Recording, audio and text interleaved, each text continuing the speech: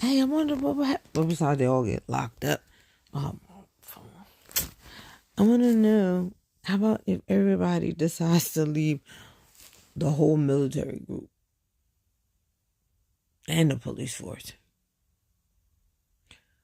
Why? Because their moms and everybody else and people got pensions. Like, so then if something was to happen, how, like, how can you really defend America? Like, see, I be looking at the biggest picture. Like, people in North Korea are doing. Maybe people, you made a deal, maybe a handshake, somebody coming over.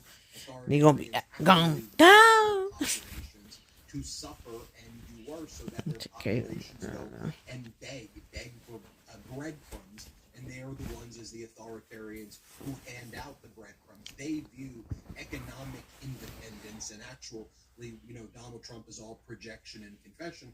Trump views economic independence as liberation. Trump's liberation. See, you gotta understand, Mr. Donald. Other countries, they still go. They got education. Wow. That part. For exemption. So now he becomes, in his own mind, the most important person who gets to basically say, I give you this exemption. I give you go bankrupt, you go bankrupt. He likes to see that he's crashing international markets.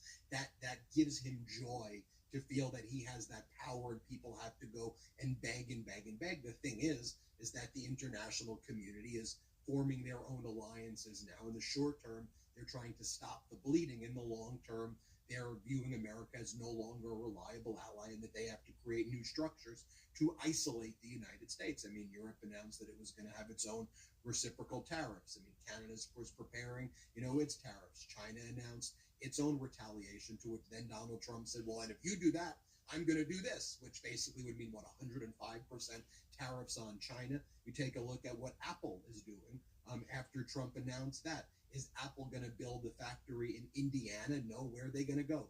They're going to go to India. Why? Because it's still cheaper to do business there versus Indiana. I saw an analysis that was done by, I believe, Fortune magazine, and I saw others do this analysis as well. If you had to move the entire supply chain for an iPhone just here into the United States, all parts like the Trump regime wants, it would cost $30,000 for a single iPhone if you had to make everything here in the United States. And so corporations are not going to follow what Trump is actually saying. It still doesn't make any sense at all. And the rollout here is so sloppy and embarrassing. We want to talk about that and more. We got to take our first quick break.